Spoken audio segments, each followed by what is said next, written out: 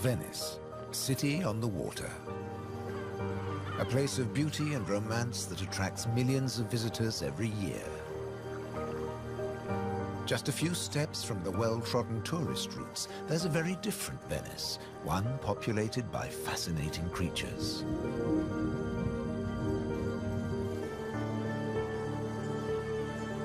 This film explores a Venice that few people ever see, a city that has a surprising double life.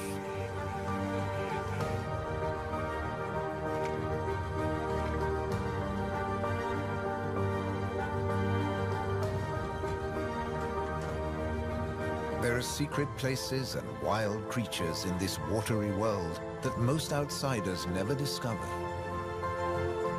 In the skies above, on the beaches, and in the canals are the true Venetians that live in every hidden corner of the city and the lagoon. Wild Venice is their home.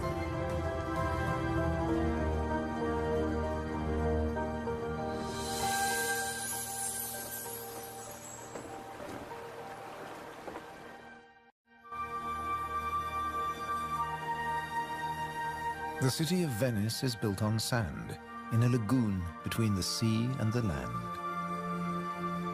First formed from river sediments, man has since created an ecosystem as fragile as Murano glass. Covering 550 square kilometers, it's one of the largest wetlands in the Mediterranean. Flamingos arrived at these Venetian waters quite recently. They crisscross the Mediterranean from North Africa to France's Camargue, to Sardinia, Tuscany, and now Venice.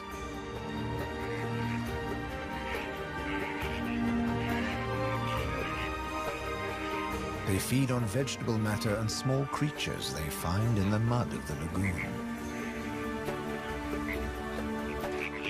In the shadow of Venice, the lagoon is the northernmost flamingo habitat in Europe.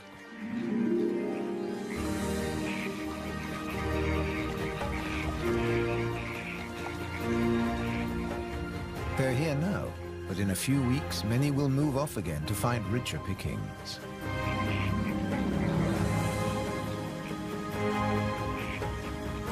Their takeoff may look clumsy, but once in the air, their flight is balletic and elegant.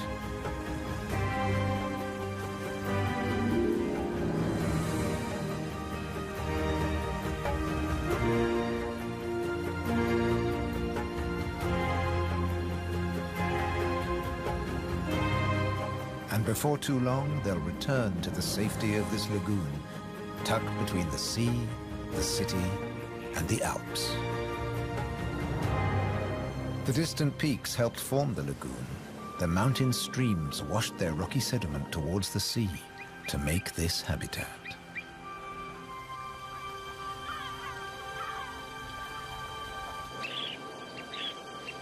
Some of the lagoon's other birds are ready to leave. Dunlin, small waders, fed well in the rich mud. They rest on the wooden piles that support the whole of Venice.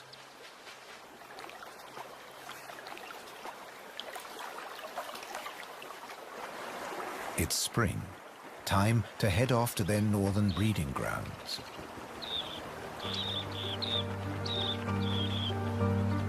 But the cormorants won't be lonely this summer. As the Dunlin fly away, other birds are flocking in. A bird's eye view reveals the full beauty of the lagoon. A labyrinth of uninhabited islands, intertwined canals, and swampy sandbanks.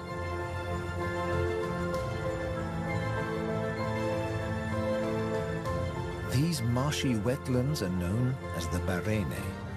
To survive here, plants need to like salt water and flooding. Natural arteries called gabi meander through the brackish gardens, keeping the lagoon alive. The same waters flow through the city. The curving streams between the islands became the magical canals of Venice.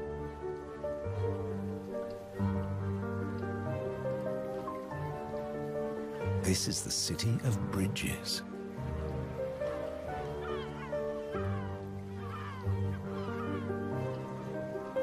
Visitors are mesmerized by the romance of the canals and the ancient architecture, and often miss the smaller, wilder sights around them.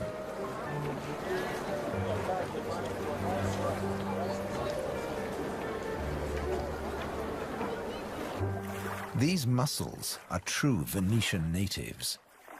And now, in spring, they're breeding. The males spawn into the water, and each female produces up to 10 million eggs. Most of the larvae are eaten by other inhabitants of the canals, but up to 10,000 young shellfish will survive.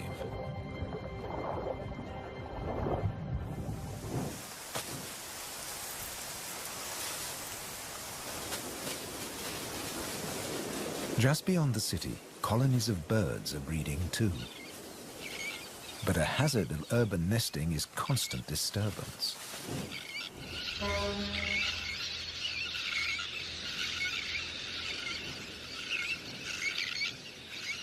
Little terns will quickly fly back to their eggs and can miraculously find their own nest scrapes in the crowded colony.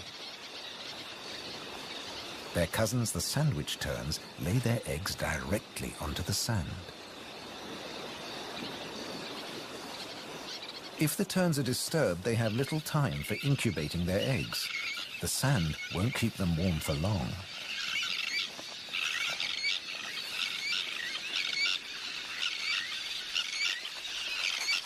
And left out in the open, they could be an easy target for predators.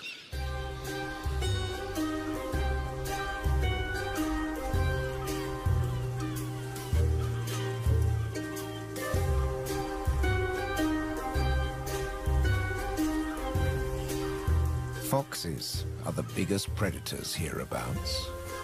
But from the air, he's easy to spot. The birds make it known he's not welcome anywhere near their nests.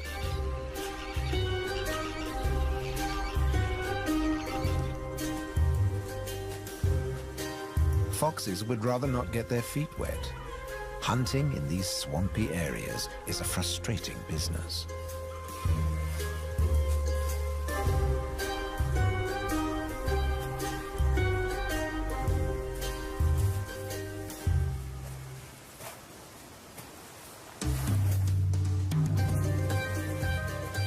The Grand Leap disturbed another nesting bird. Now it's a question of following the scent.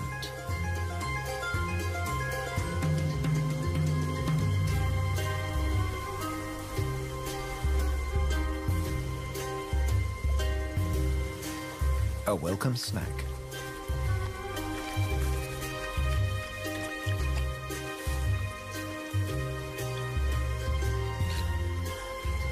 Just beyond the sand dunes is the busy colony.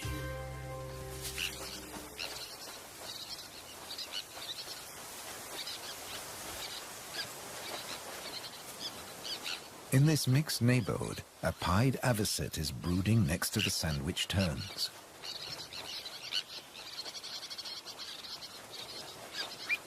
With nests so closely packed, there can be conflicting territorial claims with the common terns.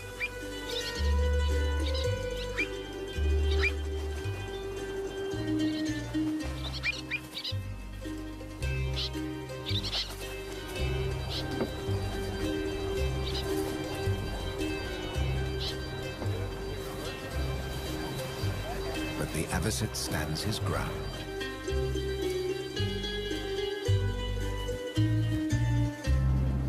The Grand Canal is the main waterway of Venice, dividing the city in two. It follows the course of the ancient river Brenta that runs from the Alps all the way into the lagoon. It offers a journey through architectural history starting in the 13th century.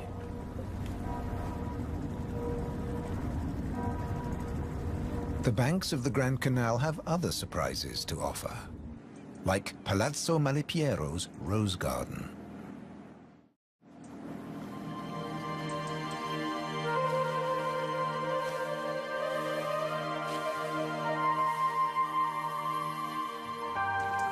Nestled between the buildings is a hidden paradise.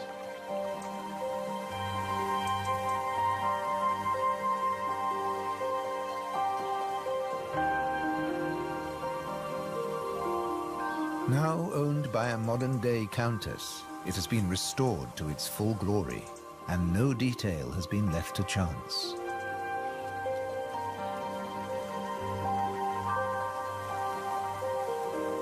With the luxury of space in a city whose every square centimeter is exploited for maximum profit, it's also a sanctuary for many small animals.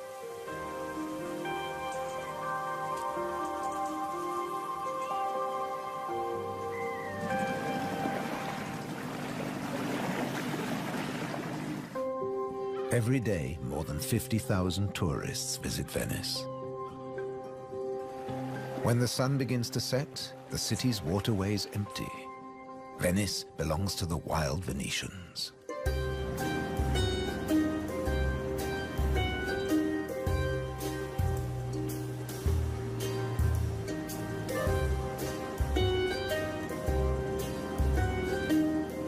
Rats prefer to search for food in the cool night air.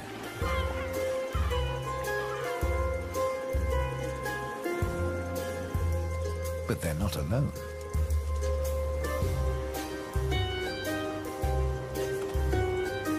Pine martins are hungry too, and rats are on their menu. Pine martins are welcome in the city as they're natural rat catchers.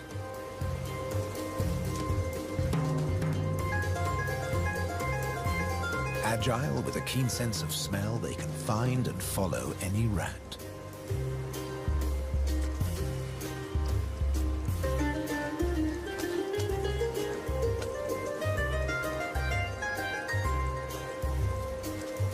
But they're endangered too. Since the rat population boomed, ironically, many martins have been killed by rat poison. The rat won the day, and the pine martin has to settle for dessert.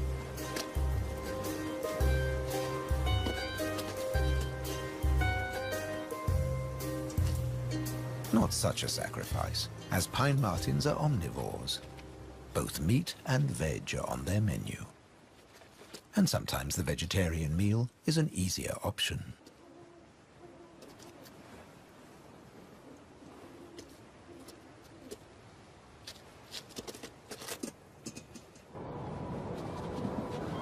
As the rat prepares to sleep, the city of Venice is beginning to wake up. The floating vegetable stalls are the first to move into action.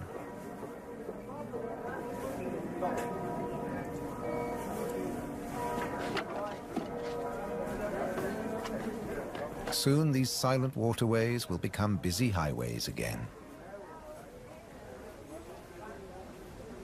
In the 18th century, over 8,000 gondolas navigated the Venice canals. Now there are only about 400 left. Life in Venice may be moving with the times. But one thing never changes. It dictates the daily rhythms of the city and the lagoon.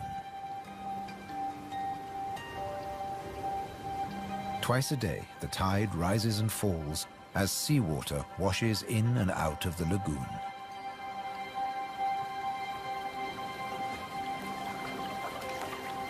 The water level changes by up to 60 centimeters.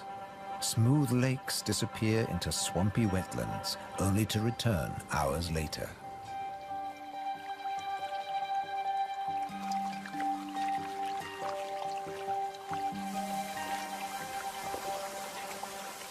Retreating water levels reveal a surprise. Strange islands that look like complicated water mazes. In fact, they're fisheries at the edge of the lagoon. known as the Valle da Pesca.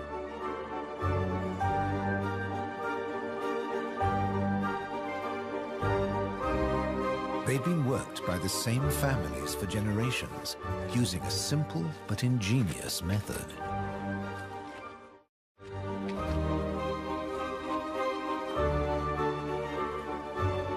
Nets are lowered into the locks that span the water channels.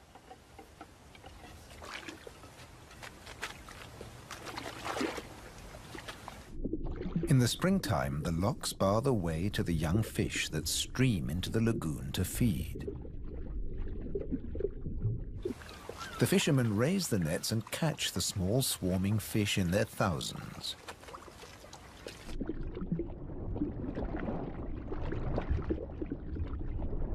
It's easy to scoop them out, but these fish are not for eating.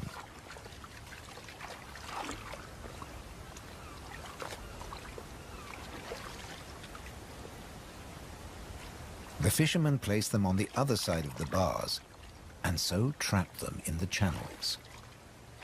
Here, the spring fish are held under perfect conditions until they grow big enough to harvest.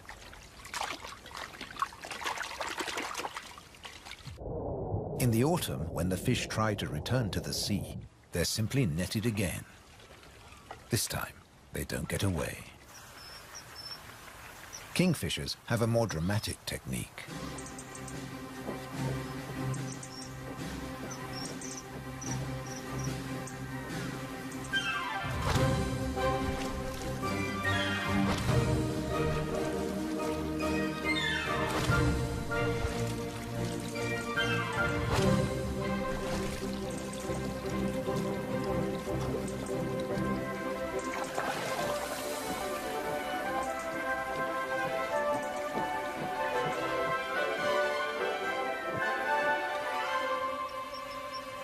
They catch up to 20 fish a day, but need even more if they have nests with hungry growing chicks.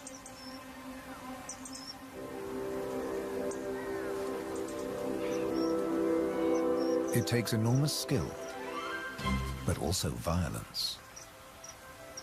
A sharp blow to the head stuns the fish.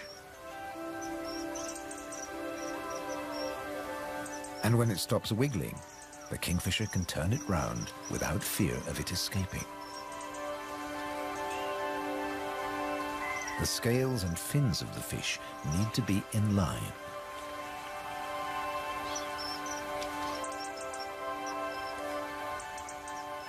Now it's ready to swallow.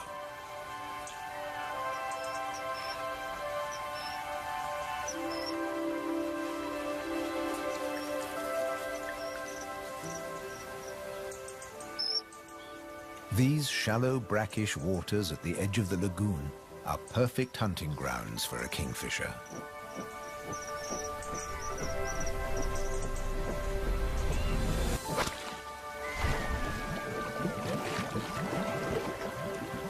But not every dive is successful. They'll snatch the odd insect in the air, but 95% of the kingfisher's catch must be made underwater. The cormorant has an easier life, as does the little egret. And some don't even get their feathers wet while hunting. There are plenty of fish in the lagoon, but they're not only found in the wetlands. These waters flow through the city too. And there are fish to be caught in the canals. Beneath the bustling jetties of the famous vaporettos or water taxis, wildlife flourishes. Even here, the little egret can fish where the water is deeper and turbulent. It's not easy to keep an eye on a moving target from a moving base.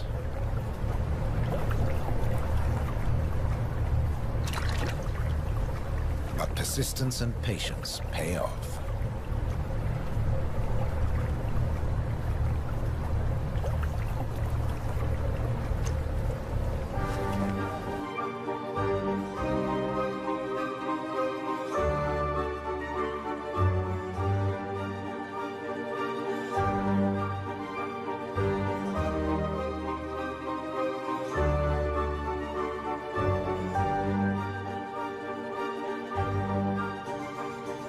3 narrow inlets connect the lagoon to the sea. They're known as bocche, the Italian word for mouth. In spring, the fish travel into the lagoon because it's shallow, warm, and full of food. And in the autumn, they travel back out to the Adriatic Sea. The lagoon's fishermen understand the rhythms of the sea. But there was one phenomenon that remained a mystery for many years. When they cast their nets into the rich fishing grounds, they were torn to shreds. The fishermen believed that water spirits were grabbing their nets and named the area the Tenue, or Hold Fast. The Hold Fast was in fact a jagged reef, an unexpected and magical aquatic paradise. These unique natural rock formations are similar to coral reefs.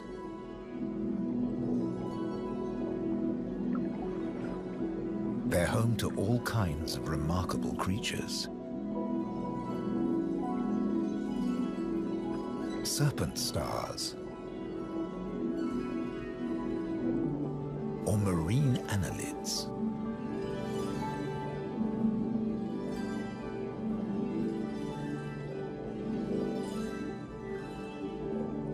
This precious area is now protected. Fishing is forbidden, diving strictly regulated.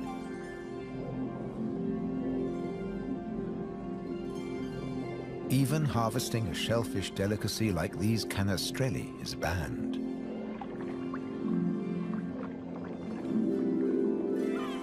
The city of Venice is lucky to have rich fishing grounds on its doorstep. The catch is seasonal, and in spring the fish are small.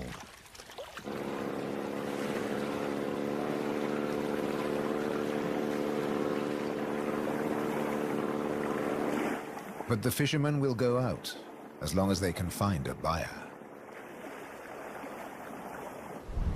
Only the weather can hold them back.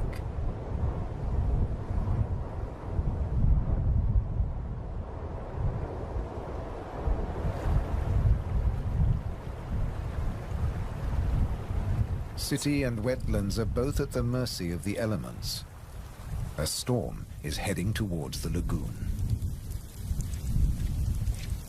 When rain-bearing clouds build up against the southern face of the Alps, and when warm southerly winds whip up the sea, water is driven into the lagoon, flooding the city and engulfing the swampland.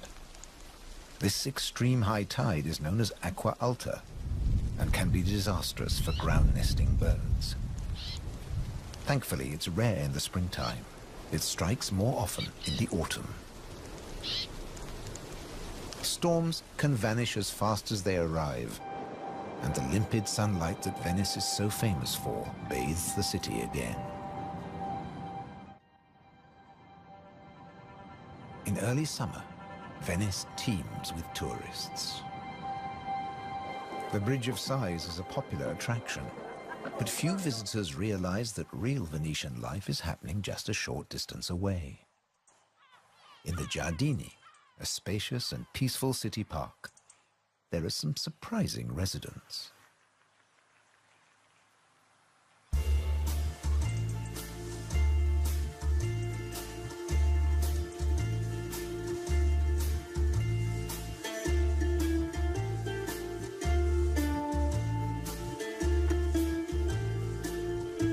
This prehistoric-looking creature is an amorous green toad looking for a mate.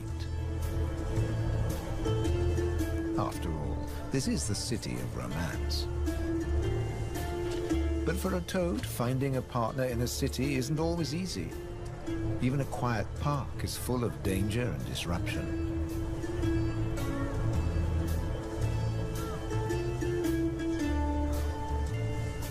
On the plus side, few of the park's visitors notice the presence of the toad, as it blends in so well with its surroundings.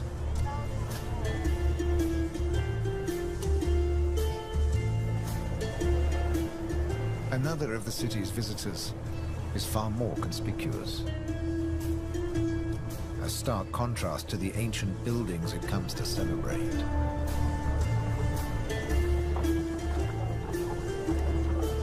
and a danger to the fragile city. The toad at last finds a more secluded waterside spot. Soft light, gentle fountains, the perfect place to mate. Venice is full of secret places hidden away from the main tourist routes.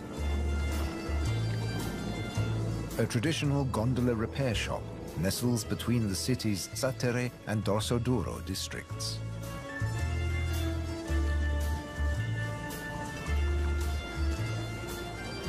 Craftsmen repair the boats in the peace of the backwaters. The tranquility also attracts some exotic-looking animals.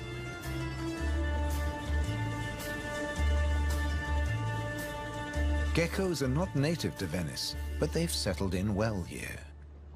During the day, they'll sun themselves on warm stone.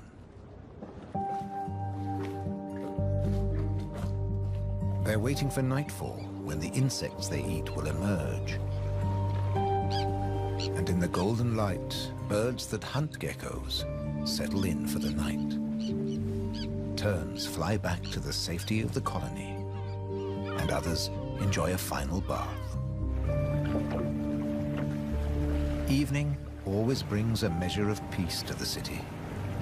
The Grand Canal is now very quiet, a perfect time for the gecko.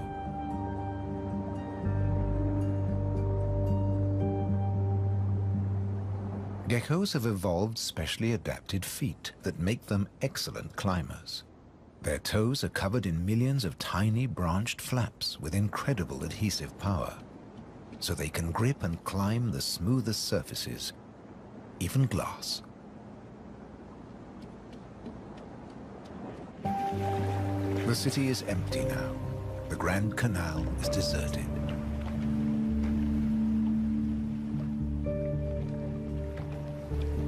The evening's activity has passed to Venice's bars and restaurants.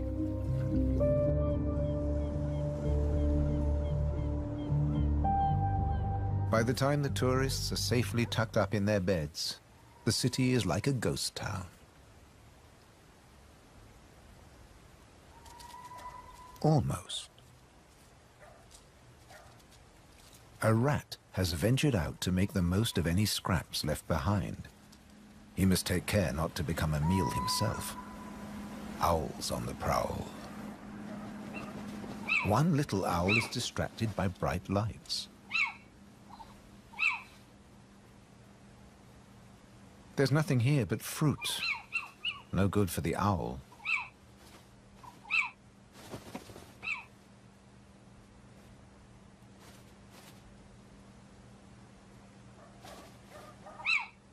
This house call hasn't paid off.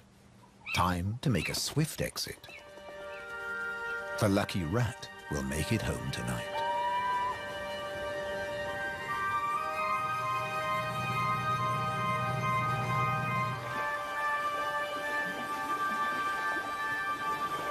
Cormorants bask in the morning sun.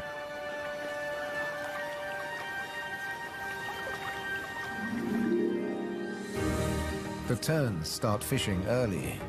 The colony is now a hive of activity.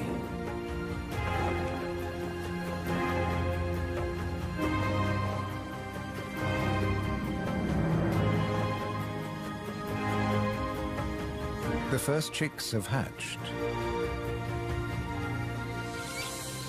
Exhausted from the effort of breaking out of the egg.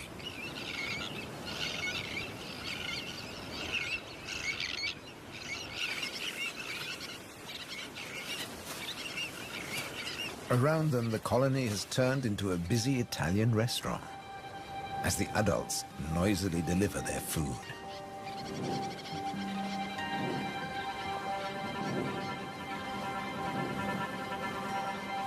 The chicks blend in well with the sand. Their cries for food are a new and insistent sound on the beach.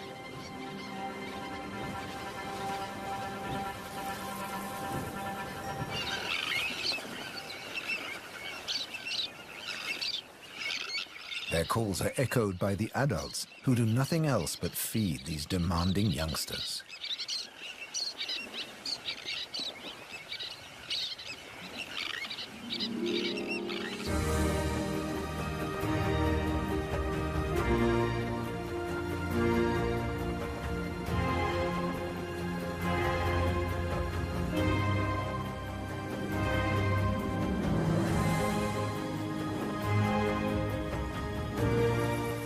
It's hot and humid, and the lagoon is at its most beautiful.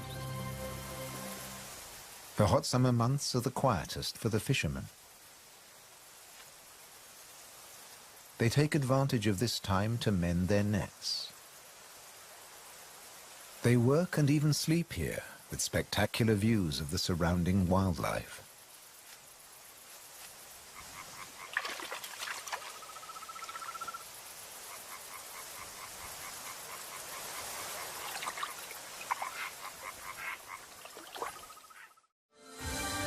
About 8% of the lagoon's surface consists of islands. 20,000 people once lived on Torcello. Now only the cathedral tower remains. Burano is known for its colorful buildings. San Francesco del Deserto is home to a Franciscan monastery. The island of Madonna del Monte is being swallowed by the lagoon, but the ruins of its monastery still stand proud.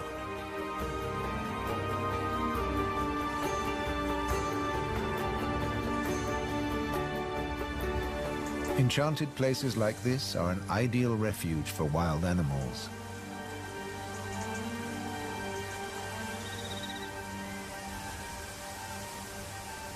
And the island's ancient monastery has some new inhabitants. The ruins are the perfect place for kestrels to nest.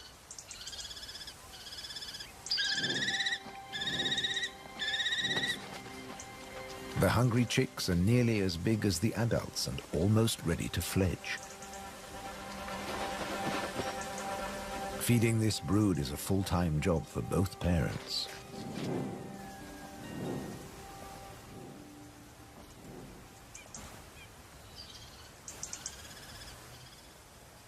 Finally, curiosity gets the better of the young birds and they start to emerge from their hiding place.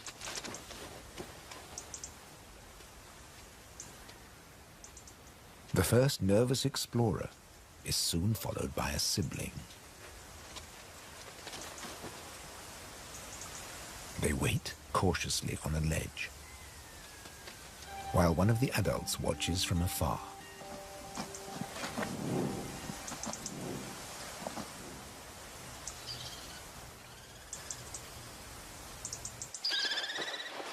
Their mother returns with food, and the young kestrels jostle to get to the front of the queue.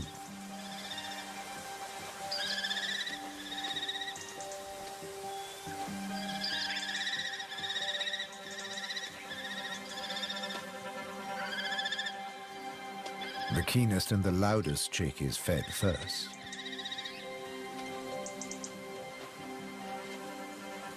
Soon the food parcels will stop.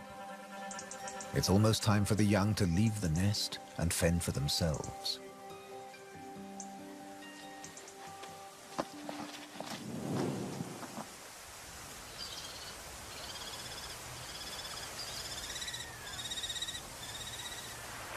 Not all of the lagoon is quite so peaceful. Venice's Lido, with its luxury hotels, is where the human bathers gather.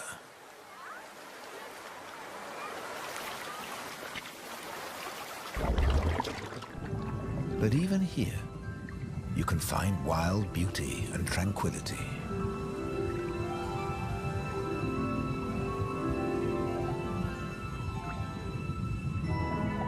In the Tenue, Venice's reef, one of nature's most delightful performances is in full swing. The squid's mating dance. The pair move together like synchronized swimmers as waves of rainbow colors pulse along their bodies.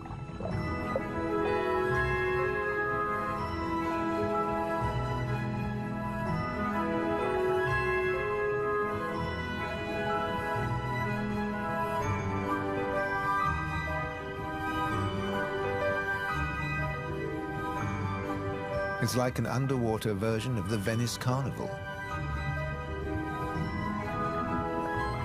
Complete with face masks and disguises.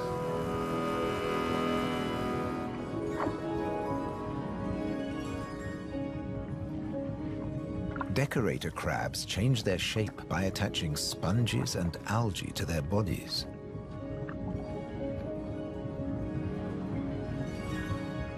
These bizarre disguises are excellent camouflage. The crabs creep past their neighbors and predators like living rocks from the seabed.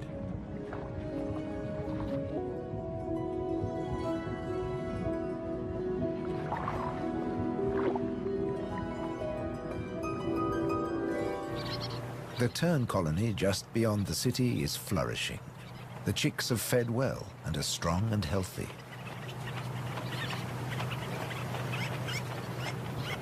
The young birds are gathered in a creche, with 1 or 2 adults looking after them all.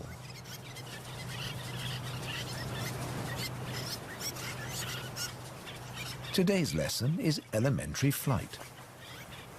But the teacher's demonstration is over in a flash.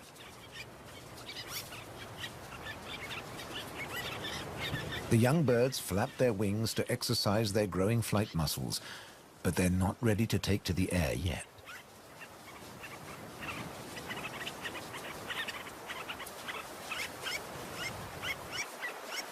Before long, they'll be flying as well as their parents. The young kestrels are also preparing for takeoff. They bravely take the plunge and launch themselves into the air.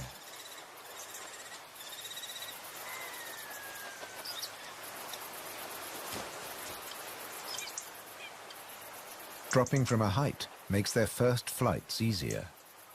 Once in the air, they're in their element and can glide and flap back to safety.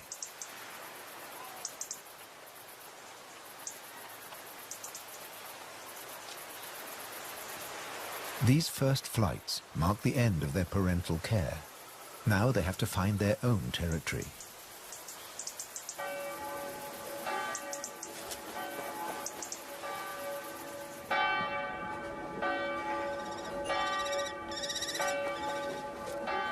One of the kestrels has made its way to the nearby island of Burano. It's unlike the remote nest site, but it still has everything the kestrel needs. Just like the ruins, the brightly colored walls offer protection. These birds are welcome visitors, and the people here seem happy to have a kestrel watching over them.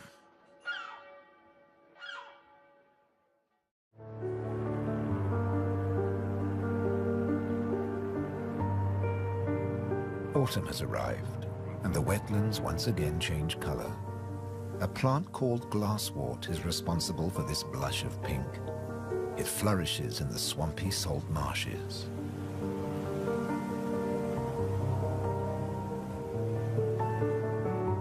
The first autumn mists mark the end of summer. The bright, humid days give way to cooler, grayer hues. The sea and the sky seem to merge into each other. Now in September, the sea is generally calm. But from the autumn equinox, there are high tides. And sometimes, Venice floods. For now, the water is still and shimmers like liquid mercury. When the temperature drops, the beaches are finally too cold for tourists.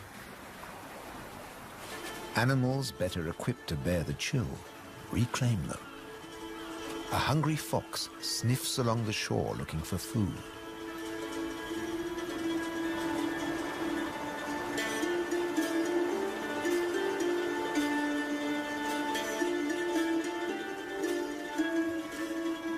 The fox has an excellent sense of smell and can see well in the twilight.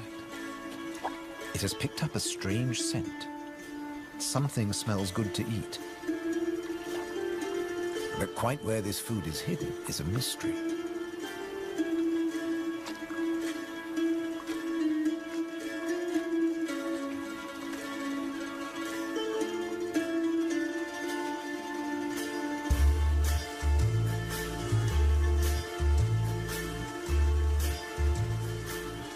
crabs have been crossing the beach, leaving behind a number of trails, and the fox is very confused.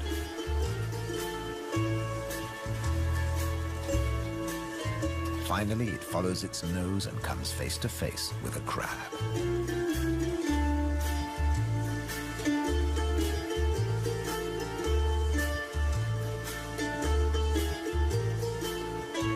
It's an unequal battle, but the crab has the advantage of armor and weapons.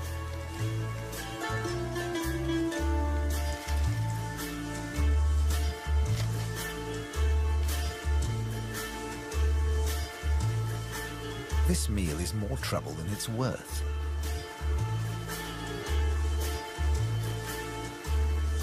There must be easier pickings. The crab, dazed but victorious, moves off to a more secluded place.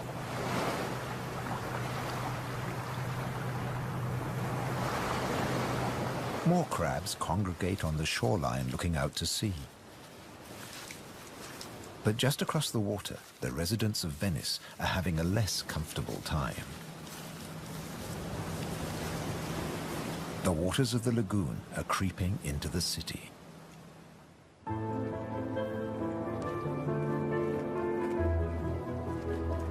The autumn tides are getting higher, and water is seeping up through every available crack in the stones.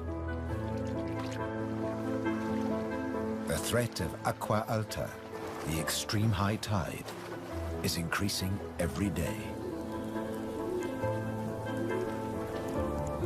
A combination of rising tides and the Scirocco winds cause this extreme event, and the rain just adds to it. Much of the city is only just above sea level, so there's very little to stop the floodwaters. This may look like a swimming pool, but it is in fact St. Mark's Square. Fortunately, this only lasts a few hours.